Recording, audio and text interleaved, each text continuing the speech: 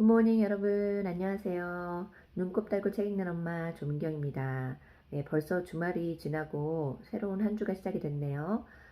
월요일 아침인데 여러분 주말에는 좀 편안하게 잘 보내셨나요? 저는 어젯밤에 하루를 이제 다 마치고 첫째하고 나란히 앉아서 찬송가를 들으면서 책을 읽었는데 굉장히 힐링이 많이 되더라고요. 그러다가 또 제가 아는 분이 피아노 반주를 하셔서 그 음악을 들으면서 책을 읽으니까 마음이 이렇게 차분하게 가라앉더라고요. 그래서 굉장히 좋았습니다. 오늘은 데일 카네기의 인간관계론 4부 9장 Make people glad to do what you want. 사람들이 당신이 원하는 것을 기꺼이 하도록 만들어라 라는 얘기인데요. 1915년에 미국이 도대체 지금 유럽에서 무슨 일이 일어나고 있느냐라며 공포에 휩싸여 있었습니다. 유럽에서는 1년 넘게 인류 역사상 최대 규모의 그 인류 학살이 일어나고 있었는데 과연 평화가 올까 할 정도로 아주 암담해 했던 시절이죠. 그런데 아무도 평화가 올지 몰랐던 상황이었습니다. 그때 우드로 윌슨 대통령이 유럽 지도자들과 상담을 하기 위해서 미국 그 평화 특사단을 보내기로 했습니다. 그 당시에 그 윌리엄 제닝 브라이언 국무부 장관이 내가 내 이름을 후대에 길이 남길 수 있을 것 같다라는 자신감이 있었어요. 그래서 꼭 자기가 특사가 돼서 가고 싶었어요. 그런데 우드로 윌슨 대통령은 브라이언 국무부 장관이 아닌 본인의 가까운 친구이자 고문인 에드워드 M. 하우스 대령을 특사로 보내기로 한 거예요. 그리고 또 하우스 대령한테 브라이언 국무부 장관을 기분 나쁘지 않게 그 사람이 아니라 본인이 대신 특사로 가게 됐다라는 말을 좀 잘 전달해 달라. 그래서 그 중요한 임무를 맡고 하우스 대령은 브라이언 국무장관과 얘기를 했다고 합니다. 그리고 일기장에 이렇게 글을 써놨었어요. 브라이언 국무부 장관은 내가 특사로 유럽으로 가게 되었다고 하니까 상당히 실망을 했다. 그래서 내가 이렇게 말을 했다. 대통령이 이번 그 특사를 통한 상담을 공식적으로 하지 않는 게 현명할 것 같다라고 말씀을 하셨습니다. 왜냐하면 브라이언 국무장관이 직접 가면 사람들이 갑자기 관심을 많이 보일 것이고 또 도대체 무슨 일이 일어날 것인지 초미의 관심이 될 것이기 때문에 오히려 잘 사람들이 모르는 사람이 가는 게 더 나을 것 같다라고 말을 했다고 합니다. 즉 다시 말하자면 하우스 대령은 그 브라이언 국무부 장관한테 장관님은 임무를 맡으시기에는 너무나 중요하신 분입니다 라고 메시지를 보낸 거나 마찬가지죠. 진짜 인간관계에서 가장 중요한 그런 원칙 중에 하나가 바로 이거죠. Always make the other person happy about doing the thing you suggest. 당신이 원하는, 당신이 제안하는 것을 상대방이 기꺼이 하도록 만들어야 된다라는 건데 우드로 윌슨 대통령도 이런 전략을 잘 썼어요. 윌리엄 G. 맥카두시를 내각 멤버로 초청을 했을 때 이게 내각 멤버가 된다는 것 자체가 굉장히 큰 명예로운 일임에도 불구하고 그 2배로 더 특별하다는 것을 느끼게 만들 수 있도록 이렇게 말을 했다고 합니다. 지금 내가 구성을 하고 있는 중인데 재무부 장관으로 꼭 오셨으면 좋겠습니다. 명예로운 요청을 수락하는 것 자체가 아주 기쁜 일임에도 불구하고 마치 이 내무부 장관직을 수락하게 되면 대통령한테 오히려 큰 호의를 베푸는 거다라는 그런 느낌을 받도록 대통령이 말을 해줬다는 거죠. 그런데 안타깝게도 우드로 윌슨 대통령이 이런 처세술을 항상 기억을 했던 건 아닌가 봐요. 만약에 그가 이런 똑같은 전략을 매사에 적용했더라면은 역사를 바꿀 수 있는 아주 좋은 기회였을 텐데 그러지 못한 부분이 있었습니다. 예를 들어서 League of Nations 국제연맹에 미국이 가입하기 위해서는 공화당과 상원의 힘이 많이 필요했는데 지지가 필요했는데 그들의 지지를 받지 못했습니다. 그 이유는 이런 중요한 방법을 사용하지 않았기 때문이에요. 우드로 윌슨은 엘리후, 찰스 에반 휴, 헨리 캐빗 러즈와 같이 아주 저명한 그런 공화당 리더들을 국제연맹 가입 회의에 같이 가는 것을 거부를 했어요. 그 대신 그 민주당에 잘 알려지지도 않은 사람들을 데리고 갔다고 합니다. 그러니까 자기뿐만이 아니라 공화당도 국제연맹의 아이디어를 지지를 했음에도 불구하고 그들의 개입을 차단을 시킴으로써 공화당의 지지를 받지 못했어요. 그래서 결국에 어떻게 됐나요? 본인의 커리어도 망가지고 건강도 안 좋아지고 결국에는 수명도 단축이 되고 또 미국은 국제연맹에 가입도 하지 못했죠. 이로 인해서 세계 역사가 바뀌게 된 것입니다. 만약에 그가 공화당을 현명하게 편입을 시켰다면 미국은 그 국제연맹에 가입을 했었을 거고 세계 역사가 바뀌었을 겁니다.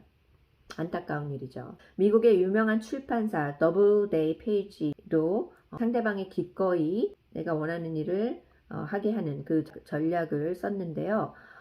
바로 작가들의 글을 거절할 때 아주 상냥하면서도 호의적으로 항상 대했다는 것입니다. 오브라이언은 유명한 그 숏스토리 작가인데 더블데이 페이지에 의해서 거절이 될 때도 다른 출판사들이 그의 소설을 받아들이는 때보다 오히려 더 기분이 좋다라고까지 말을 했다고 합니다. 그래서 이 방법의 중요성을 잘 아는 사람이라면은 그 방법을 마스터하려기 위해서 노력을 하겠죠. 그리고 누구든지 마스터를 할 수 있는 방법입니다. 상대방이 나를 도움으로써 항상 뭔가를 받아갈 수 있게 해야 되는 거죠. 인정이라든지 아니면 감사한 마음이라든지 보상이라든지 아니면 협력을 해줘서 감사하다는 그런 보상이라든지 뭔가를 상대방한테 줘야 된다는 겁니다. 건터 슈미스는 식료품 가게를 운영하고 있는 매니저였는데요. 직원 중에 물건을 놓는 그런 쉘프에 가격 프라이스 태그를 붙이는 일을 하는 직원이 있는데 계속 그 잘못 가격표를 단다는 거예요. 그래서 고객들도 몇 번이나 혼란을 느끼고 여러 차례 주의도 시키고 꾸중도 하고 또 고객 민원도 많이 발생을 했음에도 불구하고 이에 대해서 전혀 태도가 바뀌지 않았다고 합니다. 그래서 하루는 이 슈미트 씨가 이 직원한테 직함을 달리 줬다고 해요. 그래서 이 가게의 전체 가격표를 담당하는 프라이스 태그 책임자 슈퍼바이저로 임명을 했다고 합니다. 그랬더니 그 이후부터 이 직원의 태도가 완전히 바뀌어서 모든 걸 철저하게 아주 열심히 일하는 직원이 됐다고 해요. 좀 유치하게 들릴 수도 있죠. 나폴레옹도 이런 전략을 썼다는 거예요. 리전 오브 아너를 만들었죠. 그래서 이 각 군인들한테 15,000개의 그 십자가로 된 훈장을 수여를 했고 또 18명의 장군을 뽑아서 프랑스의 그 원수다라고 직함까지 붙여줬다고 합니다. 그리고 본인의 군대를 Grand Army, 위대한 군대라고 칭하면서 굉장히 그 특별함을 자기 군대한테 부여를 했다고 합니다. 그래서 일부 사람들은 이걸 보고 무슨 장난감 주는 것도 아니고 하면서 조롱했대요. 그랬더니 나폴레옹 대통령은 모든 남자들은 장난감을 좋아한다 응대를 했다고 합니다. 이렇게 권한과 어떤 직함을 줌으로써 상대방이 기꺼이 바라는 것을 한다는 겁니다. 데일 카네기의 친구 겐트 부인이 있는데 이 부인의 그 뒷마당에 아주 깨끗하게 말끔하게 잔디밭을 만들어 놨는데 동네 장난꾸러기들이 와서 잔디밭을 망가뜨리면서 논대요. 그래서 하도 몇 번이나 처음에는 달래보고 또 호통도 치고 혼내면서 그걸 막으려고 했는데 계속 와서 잔디밭을 망가뜨렸다는 겁니다. 그래서 어느 날 겐트 부인이 그 아이들 중에 가장 말썽을 많이 일으키는 아이한테 내가 너를 이제부터 그 디텍티브라고 경관이라는 직함을 주겠다. 다른 아이들이 오려고 하면은 못 들어오게 해라, 쫓아내라 라고 특별한 임무를 주었다고 합니다. 그랬더니 이 아이가 그 잔디밭에서 불을 때우면서 그 잔디밭을 지켰다고 해요. 이렇게 누군가를 본인이 원하는 방식대로 누군가가 그 기꺼이 일을 하도록 만들게 하기 위해서는 이렇게 뭔가 특별한 뭐 직함이라든지 권한을 주고 그만큼 그 존중의 표시를 한다든지 감사를 표시하면은 원하는 목표를 이룰 수 있다라는 얘기입니다. 이로써 이제 우리가 데일 카네기의 마지막 장의 얘기를 다 들어봤어요. 다 아는 거다라고 생각하실 수 있겠지만 정말 우리 삶에 직접적으로 적용을 하고 실천을 하기에는 굉장히 어려울 수가 있어요. 이거는 굉장히 많은 연습이 필요한 겁니다. 그래서 매일매일 여러분이 조금씩 연습을 하셔야만이 진짜 자기게 될 수 있거든요.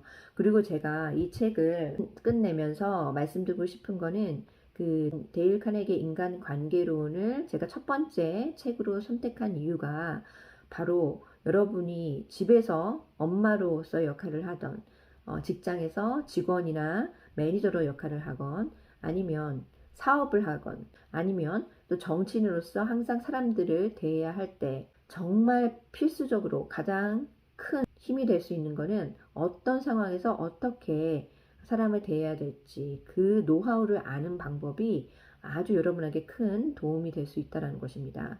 그리고 사람을 잘 다루고 그 효과적으로 본인이 원하는 방향으로 움직일 수 있게 하는 힘을 안다면 정말 그것보다 더 막강한 그 무기가 될 수 있는 게 없겠죠.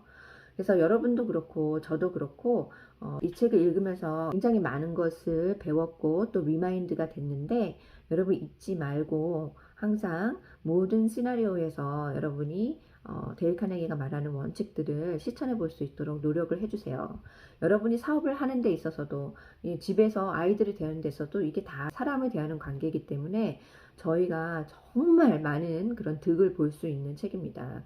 그래서 이번 한 번뿐만이 아니라 나중에 시간이 되실 때 여러분이 또 재차 계속해서 읽고 사람들을 대하면서 어려움이 생길 때마다 항상 참고할 수 있는 그런 교과서와 같은 책이 될 수 있을 것 같아요.